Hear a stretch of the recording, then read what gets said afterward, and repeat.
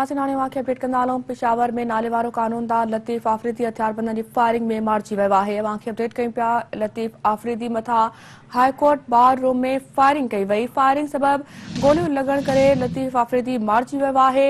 Police firing कंदड़ जवाबदार समी आफ़रीदी खे गिरफ़्तार करे वरितो आहे। वाक़िआ नाज़रीन अहम ख़बर ॾियूं पिया।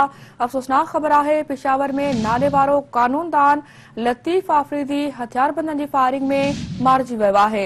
लतीफ़ आफ़रीदी मथां हाई कोर्ट बार रूम में फायरिंग कई वई। फायरिंग सबब गोलियूं लॻण करे लतीफ़ आफ़रीदी मारिजी वियो आहे। पुलिस फायरिंग कंदड़ जवाबदार समी आफ़रीदी खे गिरफ़्तार करे वरितो आहे। वाक़िआ नाज़रीन अफ़सोसनाक ख़बर ॾियूं पिया। पेशावर में नाले वारो कानूनदान लतीफ़ आफ़रीदी हथियारबंदनि जी फायरिंग में मारिजी वियो आहे।